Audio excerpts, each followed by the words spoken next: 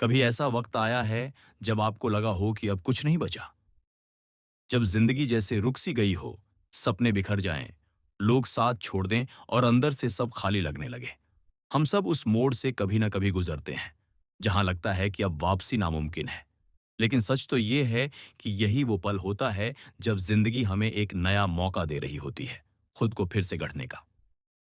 दोस्तों, आज हम बात करेंगे जस्टिस ओ मैकमल की बेहतरीन किताब रीबिल्ड योरसेल्फ की। एक ऐसी किताब जो सिखाती है कि चाहे जिंदगी कितनी भी बिखर जाए, अगर आपके अंदर हिम्मत है तो आप उसे फिर से जोड़ सकते हैं, पहले से भी बेहतर रूप में। यह किताब हमें बताती है कि असफलता अंत नहीं है, बल्कि नई शुरुआत का दरवाजा है। हर ठोकर एक सबक है, हर दर्द एक ताकत है और हर गिरावट एक नया जन्म है। अगर आप अपनी जिंदगी को बदलना चाहते हैं, अगर आप फिर से उठना चाहते हैं और खुद का सबसे बेहतर संस्करण बनना चाहते हैं, तो यह वीडियो आपके लिए है। तो चलिए शुरू करते हैं रीबिल्ड योरसेल्फ की इस प्रेरणादायक यात्रा को, जहां हम सीखेंगे कि कैसे राख से उठकर खुद को दोबारा गढ़ा जा सकता है और अपनी ही कहानी के नायक बना जा सकता है। अगर आपको ऐसी प्रेरणादायक कहानियां ये पसंद हैं, तो वीडियो को लाइक करें, चैनल सब्सक्राइब करें और बेल आइकॉन दबाना न भूलें, ताकि हर नई कहानी सबसे पहले आप तक पहुंचे। अध्याय 1, खुद को फिर से गढ़ने की शुरुआत। जिंदगी का सबसे कठिन दौर वह नहीं होता जब सब कुछ खत्म हो जाता है, बल्कि वह होता है जब हमें यह महसूस होता है कि हम अब पहले जैसे नहीं रहे। यही वह बिंदु है जहां से रिबिल्ड योरसेल्फ की असली यात्रा शुरू होती है। जस्टिस ओ माल्कम इस किताब में कहते हैं कि खुद को फिर से गढ़ना कोई एक पल का निर्णय नहीं, बल्कि एक लंबी मानसिक और भावनात्मक प्रक्रिया है। ये वह प्रक्रिया है जहां इंसान अपने टूटे हुए हिस्सों को छिपाने की बजाय उन्हें अपनाता है, समझता है और उनसे एक नई शक्ति पैदा करता है।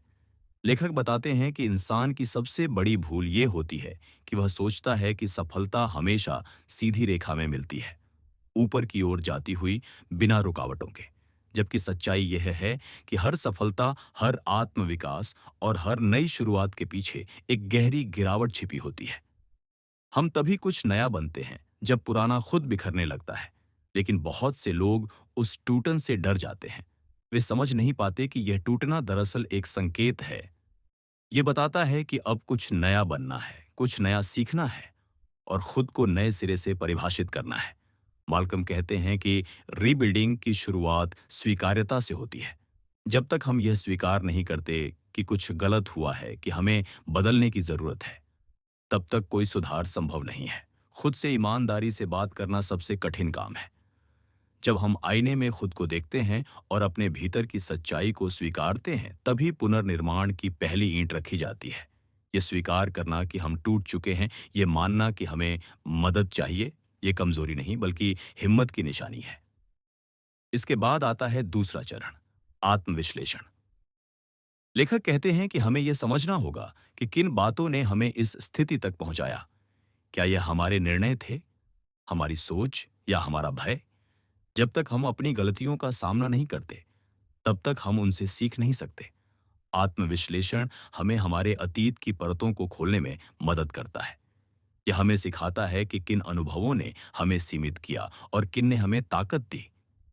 यही समझ आगे चलकर हमारे पुनर्निर्माण का आधार बनती है। इसके साथ साथ हमें अपनी सोच की संरचना बदलनी होती है। जैसा कि लेखक कहते हैं, आपका दिमाग आपका सबसे बड़ा आर्किटेक्ट है। यानी हमारा दिमाग ही हमारा असली निर्माण करता है। अगर हम अपने मन को लगातार यह बताते रहें कि हम असफल हैं, तो हमारा दिमाग उसी दिशा में काम करेगा। लेकिन अगर हम उसे विश्वास दिलाए कि हम फिर से उठ सकते हैं, तो पूरा अस्तित्व उसी को संभव बनाने के लिए काम करने लगेगा। सोच की दिशा बदलना आसान नहीं होता, लेकिन यही परिवर्तन हमारे जीवन की दिशा तय करता है।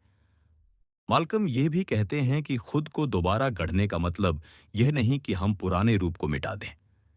ये प्रक्रिया हमारी असफलताओं को भूल जाने की नहीं, बल्कि उन्हें नई शक्ति में बदलने की होती है। हर दर्द, हर असफलता, हर गिरावट हमारे अंदर एक अमिट निशान छोड़ जाती है। और यही निशान हमें याद दिलाते हैं कि हमने कितनी लड़ाइयाँ लड़ी हैं, कितनी बार गिरे हैं और फिर भी खड़े हुए हैं। जब हम उन निशानों को शर्म की बजाय गर्व की तरह देखना सीख जाते हैं, तब हम सच में खुद को फिर से बनाना शुरू करते हैं।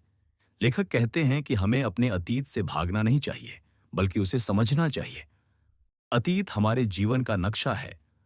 उसमें हुई हर गलती, हर मोड़, हर रुकावट हमें यह सिखाती है कि आगे का रास्ता कैसे तय करना है। अगर हम उसे मिटाने की कोशिश करेंगे, तो हम वही गलतियां दोबारा करेंगे। लेकिन अगर हम उससे सीखेंगे, तो हम पहले से कहीं ज्यादा बुद्धिमान और स्थिर बनेंगे। पुनर्निर्माण की प्रक्रिया में एक और जरूरी बात आती है, धैर्य। आज की तेज दुनिया में हर कोई चाहता है कि बदलाव तुरंत दिखे, लेकिन असली परिवर्तन समय लेता है। खुद को बदलना, आदतों को सुधारना और एक नई मानसिकता बनाना महीनों या सालों का काम होता है। इस सफर में उतार चढ़ाव आते हैं, हार जीत होती है। लेकिन अगर हम निरंतर चलते रहें, तो धीरे धीरे एक नया हम आकार लेने लगता है। माल्कम इस अध्याय में एक बहुत ही गहरी बात कहते हैं। Rebuilding is not about erasing your pain, it's all about embracing it with wisdom. यानी खुद को दोबारा बनाना अपने दर्द को मिटाने का नहीं, बल्कि उसे समझदारी के साथ स्वीकारने का नाम है। जब हम ये समझ जाते हैं कि हमारा दर्द ही हमारी सबसे बड़ी शिक्षा है, तब हमें किसी बाहरी प्रेरणा की जरूरत नहीं रहती। फिर हमारा हर अनुभव, हर संघर्ष हमें मजबूत बनाता है। इस पूरे अध्याय में लेखक हमें यह एहसास कराते हैं कि खुद को फिर से गढ़ना किसी मंजिल तक पहुंचने की दौड़ नहीं, बल्कि एक निरंतर यात्रा है।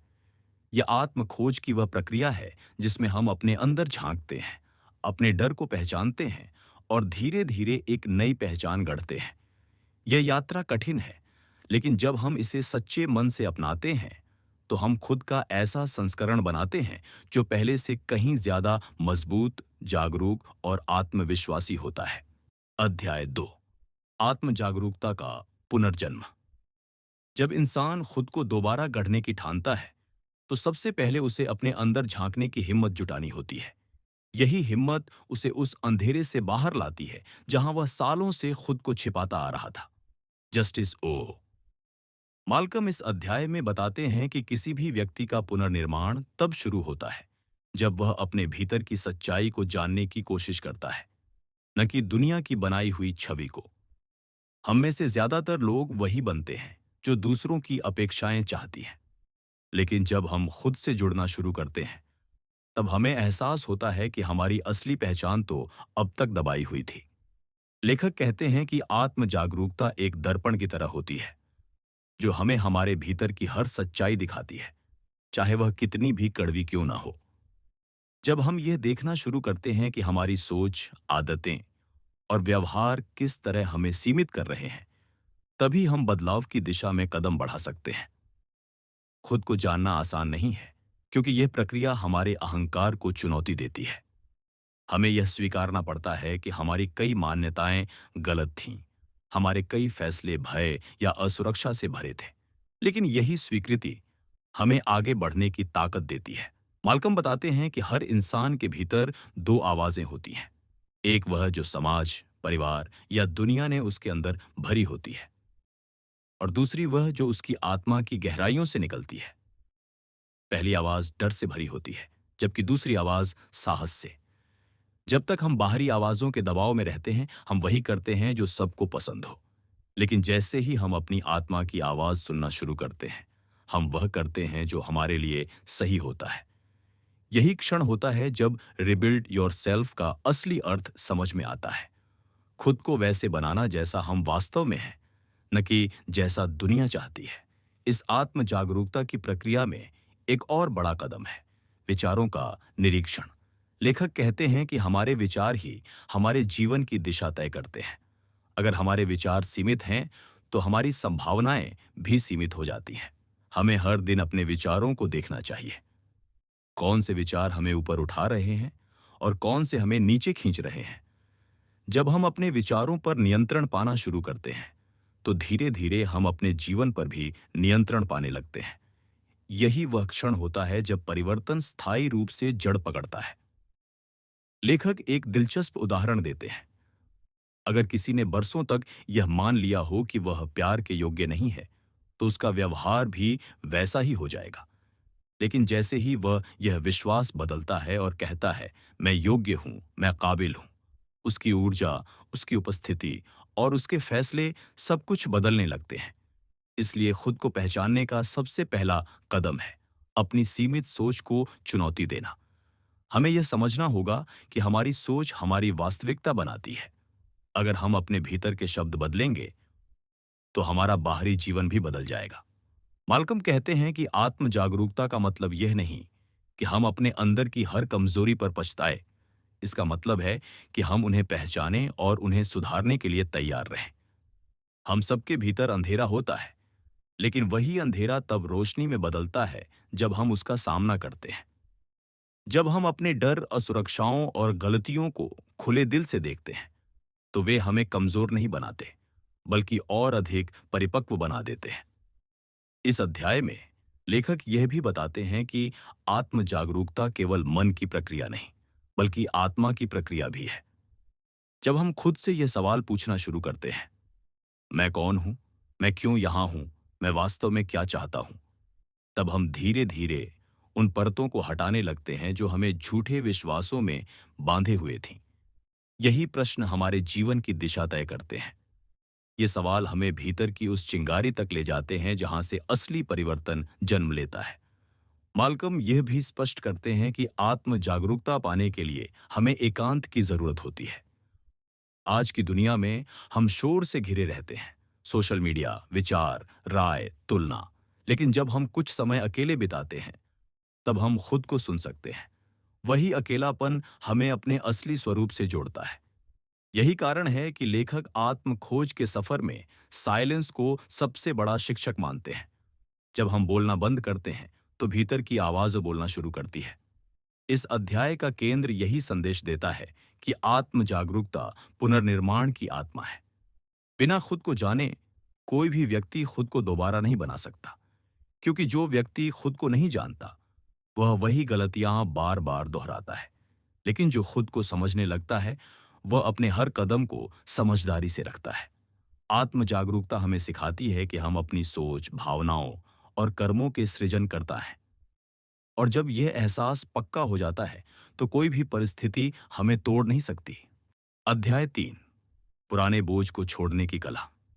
जब हम खुद को फिर से गढ़ने की यात्रा पर निकलते हैं, तो सबसे बड़ा अवरोध हमारे भीतर ही छिपा होता है, बीता हुआ अतीत।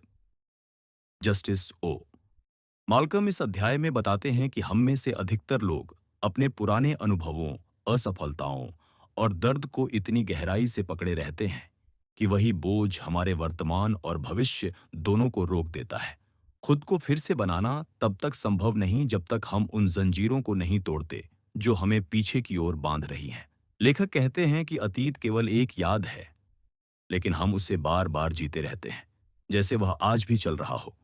हम अपनी गलतियों को याद करते हैं, उन पलों को दोहराते हैं जहां हम असफल हुए, जहां हमें किसी ने ठुकराया या जहां हमने खुद को बेबस महसूस किया। यह आदत हमें भीतर से कमजोर करती है। माल्कम का कहना है कि you can't rebuild your future if you keep worshipping your past pain. यानी अगर हम अपने पुराने दर्द को लगातार पूजा की तरह थामे रहेंगे, तो भविष्य कभी उजला नहीं हो सकता। लेकिन अतीत को छोड़ना उतना आसान नहीं जितना सुनने में लगता है, क्योंकि दर्द, गुस्सा और पछतावा हमारे मन में गहरे घुल चुके होते हैं। वे हमारे विचारों, व्यवहार और निर्णयों का हिस्सा बन जाते हैं। लेखक बताते हैं कि इस दर्द से मुक्त होने का पहला कदम है माफी देना, दूसरों को भी और खुद को भी। हम अक्सर उन लोगों को माफ नहीं कर पाते जिन्होंने हमें चोट पहुंचाई, और न ही खुद को माफ करते हैं कि हमने कुछ गलत किया। पर जब तक हम यह बोझ अपने दिल से नहीं उतारते, तब तक हम आगे नहीं बढ़ सकते। माल्कम कहते हैं कि माफी देना किसी के लिए उपकार नहीं, बल्कि अपने लिए राहत है। यह वह प्रक्रिया है जो हमें मानसिक बंधनों से आजाद करती है।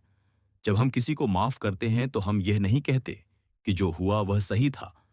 हम बस यह मानते हैं कि अब उसे हमारे ऊपर हावी नहीं होने देंगे।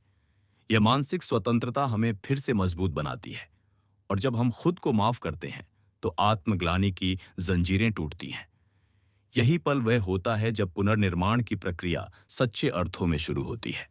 लेखक इस अध्याय में यह भी समझाते हैं कि हमें अपने पुराने पहचान पत्रों को भी छोड़ना होगा, यानी वह छवि जो हमने अपने बारे में बना ली है।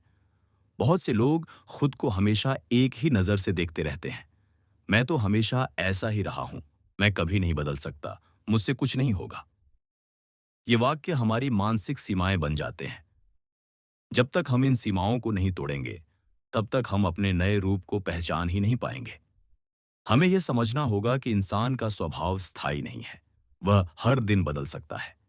लेकिन यह बदलाव तभी संभव है जब हम पुरानी मान्यताओं को छोड़ने की हिम्मत रखें। माल्कम बताते हैं कि हर व्यक्ति के भीतर कुछ नकारात्मक भावनाएं होती हैं, डर, असुरक्षा, क्रोध, ईर्ष्या, और इन्हें दबाने की बजाय स्वीकारना जरूरी है। हम जितना उन्हें छिपाने की कोशिश करते हैं, वे उतना ही गहराई से हमारे भीतर जड़ें जमा लेती हैं। लेकिन जब हम उन्हें पहचानते हैं तो वे कमजोर पड़ने लगती हैं। इसलिए लेखक कहते हैं, face your emotions, don't bury them. भावनाओं से भागना नहीं, उनका सामना करना ही असली साहस है। इस अध्याय में एक और गहरा संदेश है। छोड़ना ही पाने की पहली शर्त है। जब हम पुराने रिश्ते, आदतें या विचार छोड़ते हैं तो हम अपने भीतर नई जगह बनाते हैं ताकि कुछ बेहतर आ सके। यह वैसा ही है जैसे कोई माली पुराने सूखे पत्तों को काटता है ताकि नई कलियां निकल सके। अगर हम पुराने बोझ को पकड़े रहेंगे तो नया जीवन हमारे पास आने की जगह ही नहीं पाएगा। इसलिए छोड़ना कमजोरी नहीं, बल्कि आत्मविकास का प्रतीक है। लेखक ये भी कहते हैं कि कई बार हम सिर्फ इस डर से अतीत को छोड़ नहीं पाते कि अगर उसे छोड़ दिया तो हम कौन होंगे। हमारी पहचान ही उस दर्द से जुड़ी होती है, लेकिन यही पहचान हमें रोकती है। जब हम ये समझते हैं कि हम अपने अतीत से कहीं बड़े हैं, तब हम खुद को उस सीमा से बाहर निकाल पाते हैं। छोड़ने की प्रक्रिया में आंसू भी आते हैं, दिल भी टूटता है, पर हर बार जब हम कुछ छोड़ते हैं तो हमारे भीतर कुछ नया जन्म लेता है। माल्कम लिखते हैं कि खुद को दोबारा बनाना दरअसल एक सफाई की प्रक्रिया है। मन, विचार और आत्मा की सफाई। हमें पुराने विचारों की धूल हटानी होती है ताकि भीतर की चमक दिखाई दे सके। जब यह सफाई पूरी होती है तो हम अपने भीतर हल्कापन महसूस करते हैं। यह हल्कापन हमें उड़ान देता है, एक ऐसी उड़ान जो हमें उस दिशा में ले जाती है जहां हमारा असली उद्देश्य इंतजार कर रहा होता है। पुराने बोझ को छोड़ना केवल मन को मुक्त नहीं करता, बल्कि हमें एक नई ऊर्जा देता है। यह हमें वर्तमान क्षण में जीना सिखाता है, यहां, अभी। क्योंकि जब हम अतीत की पकड़ से बाहर आते हैं तभी हम पूरी तरह वर्तमान में प्रवेश करते हैं। यही वह क्षण है जहां पुनर्निर्माण सच्चे अर्थों में आकार लेने लगता है। अध्याय 4, आत्म अनुशासन की शक्ति। जब इंसान खुद को दोबारा गढ़ने का निर्णय लेता है तो सबसे बड़ी परीक्षा आती है अनुशासन की। जस्टिस ओ माल्कम इस अध्याय में बताते हैं कि आत्म अनुशासन के बिना कोई भी परिवर्तन स्थायी नहीं हो सकता। प्रेरणा आपको शुरुआत तक ले जाती है, लेकिन अनुशासन ही आपको मंजिल तक पहुंचाता है। बहुत से लोग बदलने की इच्छा तो रखते हैं, लेकिन वे स्थिरता नहीं बनाए रख पाते, क्योंकि हर नया लक्ष्य, हर नई आदत एक निरंतर अभ्यास की मांग करता है। यही वह जगह है जहां ज्यादातर लोग हार मान लेते हैं। लेखक कहते हैं कि अनुशासन कोई बाहरी बंधन नहीं है, यह तो आत्मसम्मान का रूप है। जब आप किसी काम को करने का वादा खुद से करते हैं और उसे निभाते हैं, तो आपके अंदर एक नया आत्मविश्वास जन्म लेता है। यह आत्मविश्वास किसी किताब या व्यक्ति से नहीं आता, बल्कि अपने शब्दों को निभाने से आता है। माल्कम के अनुसार self discipline is self trust in action, यानी अनुशासन वह भरोसा है जो आप अपने ही कर्मों से खुद पर बनाते हैं। हर दिन जब हम किसी छोटे काम को पूरा करते हैं, जैसे सुबह समय पर उठना, अपने लक्ष्यों पर ध्यान देना, अपने विचारों को सकारात्मक रखना, तो हम अपने अंदर एक मानसिक शक्ति को बढ़ाते हैं। यह शक्ति धीरे धीरे हमारे जीवन की दिशा बदल देती है। लेकिन यह तभी संभव है जब हम खुद को बहानों से मुक्त करें। लेखक कहते हैं कि इंसान की सबसे बड़ी कमजोरी उसका बहाना बनाना है। जब तक हम अपनी नाकामी का कारण दूसरों या परिस्थितियों में ढूंढते रहेंगे, तब तक हम खुद पर नियंत्रण नहीं पा सकेंगे। माल्कम समझाते हैं कि अनुशासन का मतलब कठोरता नहीं, बल्कि निरंतरता है। बहुत से लोग सोचते हैं कि अनुशासन का अर्थ है खुद को तकलीफ देना, लेकिन असल में यह आत्म संयम का विज्ञान है। जब हम अपने विचारों, भावनाओं और कर्मों को एक दिशा में लगाना सीख लेते हैं, तो जीवन सरल हो जाता है। अनुशासन वह पुल है जो सपनों और वास्तविकता के बीच बना होता है, और यह पुल हर दिन, हर छोटे कदम से तैयार होता है। लेखक यह भी कहते हैं कि आत्म अनुशासन का सबसे महत्वपूर्ण हिस्सा है आत्मनियंत्रण। जब कोई व्यक्ति अपनी इच्छाओं पर नियंत्रण पाना सीख जाता है, तो वह दुनिया की किसी भी चुनौती का सामना कर सकता है। लेकिन अगर इच्छाएं आपको नियंत्रित करती है, तो आप हमेशा भटकते रहेंगे। लेखक बताते हैं कि हम अक्सर असफल इसलिए नहीं होते कि हमारे पास क्षमता नहीं है, बल्कि इसलिए क्योंकि हम खुद को नियंत्रित नहीं कर पाते। भावनाओं के बहाव में लिए गए फैसले अक्सर हमें गलत दिशा में ले जाते हैं। लेकिन जो व्यक्ति अपनी भावनाओं को संभालना सीख लेता है, वह परिस्थिति से नहीं, बल्कि उद्देश्य से चलता है। माल्कम एक दिलचस्प विचार साझा करते हैं। मोटिवेशन फेड्स, लेकिन कमिटमेंट सस्टेन्स। यानी प्रेरणा एक लहर की तरह आती जाती रहती है, लेकिन प्रतिबद्धता हमें आगे बढ़ाती रहती है। अगर हम सिर्फ तब काम करेंगे जब मन करेगा, तो हम कभी निरंतर नहीं रह पाएंगे। इसलिए हमें अपने लक्ष्यों से भावनात्मक लगाव नहीं, बल्कि जिम्मेदारी का रिश्ता बनाना होगा। जब लक्ष्य हमारी आदत बन जाते हैं, तब अनुशासन स्वाभाविक हो जाता है। इस अध्याय में लेखक यह भी बताते हैं कि अनुशासन केवल बड़े कामों के लिए नहीं होता। ये छोटी छोटी चीजों में दिखाई देता है, जैसे समय पर उठना, मोबाइल से दूरी रखना, अपने काम को प्राथमिकता देना, सही लोगों के साथ समय बिताना। ये सब आत्म अनुशासन की ही अभिव्यक्तियां हैं। जब हम छोटे स्तर पर अनुशासित होते हैं, तो बड़े निर्णय अपने आप आसान लगने लगते हैं। अनुशासन की शक्ति धीरे धीरे हमारे पूरे व्यक्तित्व को आकार देती है। माल्कम बताते हैं कि हर दिन कुछ ऐसा करना जो जरूरी है, भले ही मन न हो, यही असली अनुशासन है। वह कहते हैं, do it because you said you would. यानी सिर्फ इसलिए करें क्योंकि आपने खुद से वादा किया था। जब हम ये अभ्यास रोज करते हैं, तो हम अपनी इच्छा शक्ति को मजबूत करते हैं, और जब इच्छा शक्ति मजबूत होती है, तो कोई भी लक्ष्य असंभव नहीं रहता। लेखक यह भी चेतावनी देते हैं कि अनुशासन बिना उद्देश्य के केवल कठोरता बन सकता है। इसलिए जरूरी है कि हम स्पष्ट करें कि हम यह सब क्यों कर रहे हैं। अनुशासन तब टिकाऊ होता है जब उसके पीछे कोई गहरी वजह होती है, चाहे वह खुद को बेहतर बनाने की चाह हो, परिवार के लिए कुछ करने की प्रेरणा हो, या जीवन में एक बड़ा उद्देश्य। जब यह क्यों स्पष्ट होता है, तो कैसे अपने आप आसान हो जाता है। आत्म अनुशासन को विकसित करना शुरुआत में कठिन लगता है, क्योंकि यह हमारी पुरानी आदतों से टकराता है। लेकिन हर बार जब हम अपनी कमजोरी पर जीत पाते हैं, तो हमारा आत्मविश्वास दोगुना हो जाता है। धीरे धीरे वही अनुशासन हमारी नई पहचान बन जाता है। फिर हम किसी बाहरी प्रेरणा के मोहताज नहीं रहते, क्योंकि हमने अपने भीतर की शक्ति को पहचान लिया होता है। माल्कम कहते हैं कि खुद को दोबारा गढ़ने की यात्रा में अनुशासन वह हथियार है जो हमें विचलन से बचाता है और दिशा में बनाए रखता है।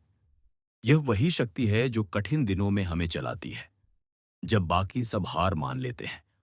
और यही वह तत्व है जो किसी भी व्यक्ति को भीड़ से अलग बनाता है। उसका दृढ़ संकल्प, उसका अनुशासन और उसका स्वयं पर नियंत्रण। अध्याय 5, आत्मविश्वास की पुनर्जन्म यात्रा। जब कोई व्यक्ति खुद को फिर से गढ़ने की राह पर चलता है, तो सबसे बड़ा हथियार जो उसके पास होना चाहिए, वह है आत्मविश्वास। बिना आत्मविश्वास के कोई भी परिवर्तन अधूरा रह जाता है। जस्टिस ओ मैकमल इस अध्याय में बताते हैं कि आत्मविश्वास कोई जन्मजात गुण नहीं, बल्कि एक अभ्यास है, एक मानसिक स्थिति है जिसे हम अपने अंदर विकसित कर सकते हैं। अक्सर लोग यह सोचते हैं कि आत्मविश्वास का मतलब है कभी न डरना, कभी न गिरना। लेकिन मैल्कम कहते हैं कि सच्चा आत्मविश्वास वहीं जन्म लेता है जहां डर मौजूद हो, क्योंकि अगर डर नहीं है, तो साहस की कोई कीमत नहीं होती। आत्मविश्वास की शुरुआत खुद की स्वीकृति से होती है। जब आप अपने भीतर की कमजोरियों को भी स्वीकार करते हैं, तब आप उन्हें सुधारने की ताकत पाते हैं।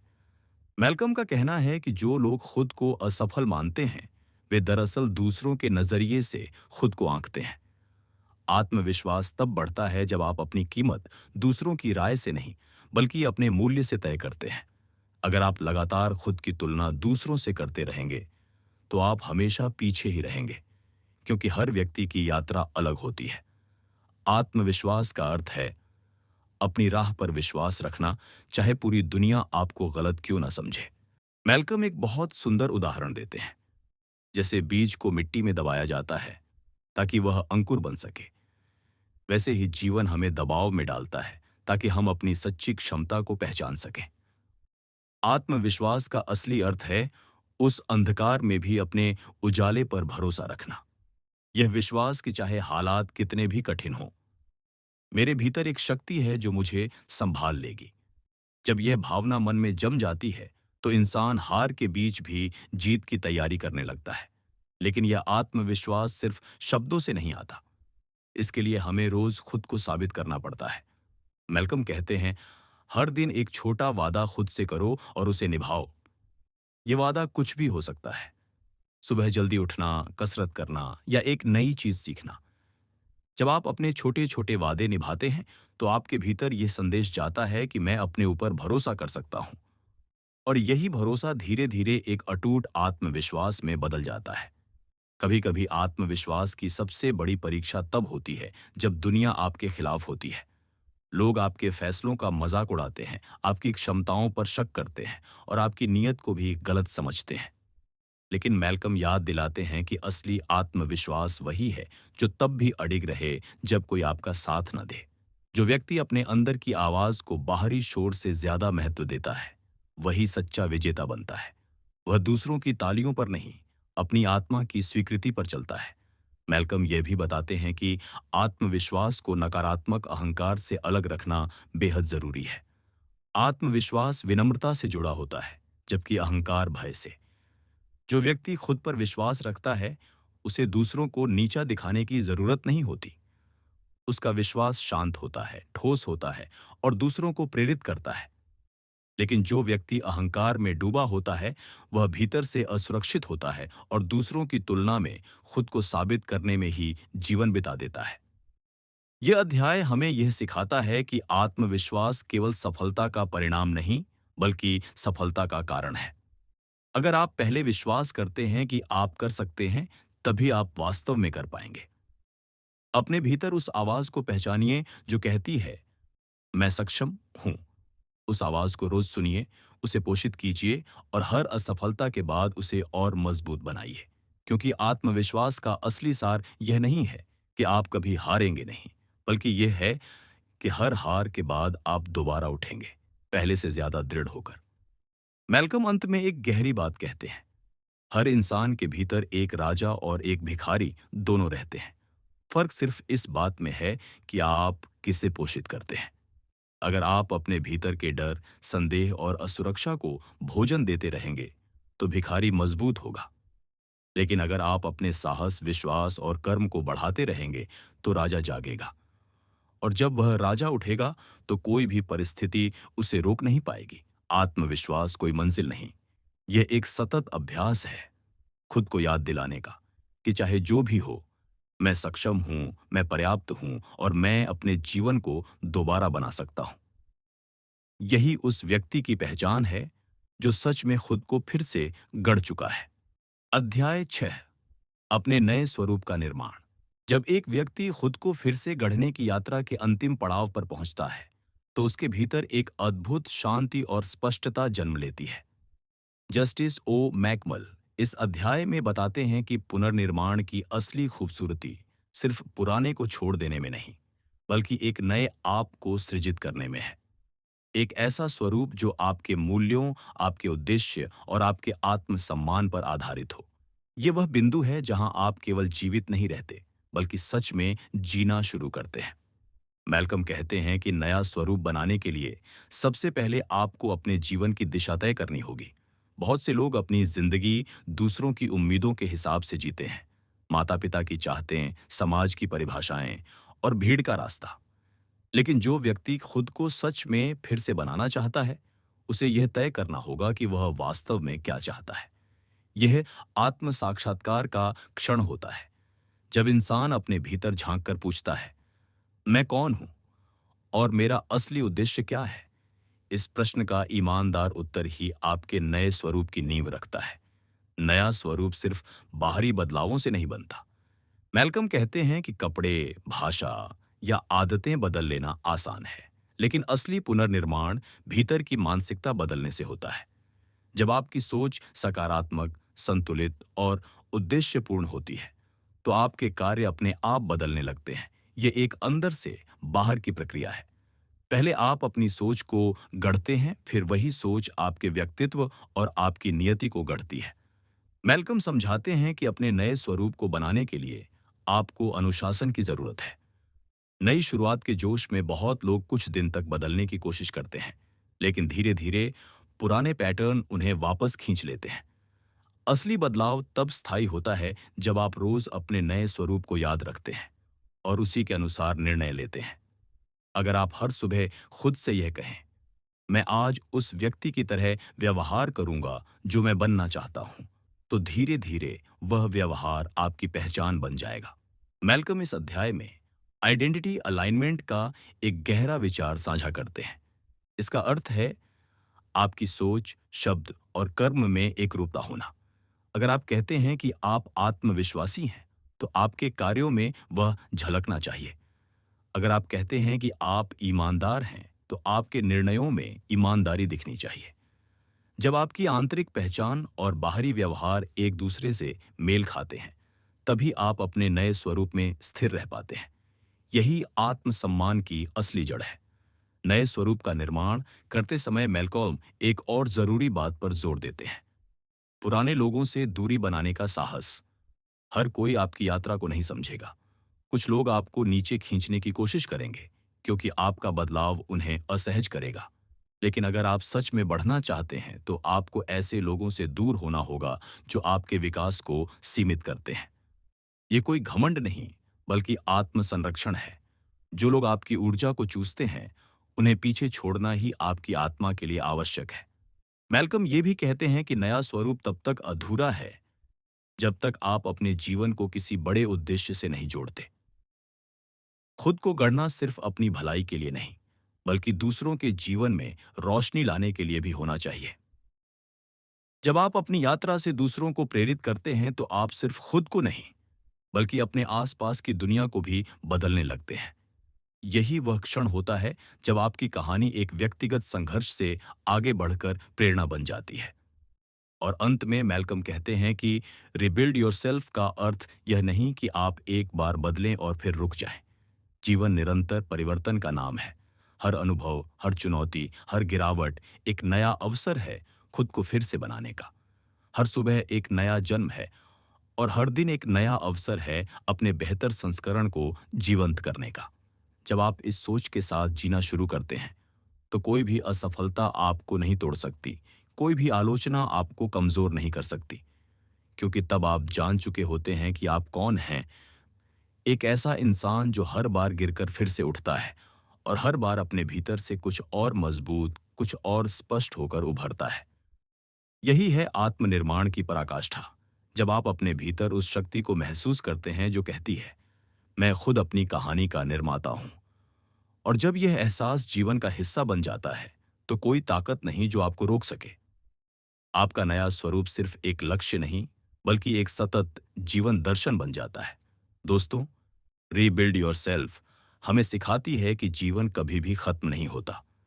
वह बस हमें नए रूप में जीने का निमंत्रण देता है। हर दर्द, हर असफलता, हर ठोकर एक अवसर है खुद को फिर से गढ़ने का, अपने भीतर की उस शक्ति को पहचानने का जो अब तक सोई हुई थी। जस्टिस ओ मैकमल हमें यह एहसास कराते हैं कि कोई भी परिस्थिति इतनी अंधेरी नहीं होती कि वहां से नया सवेरा ना निकले। बस जरूरत है अपने भीतर के उस विश्वास को जगाने की जो कहे, मैं फिर से उठ सकता हूं, मैं फिर से बन सकता हूं।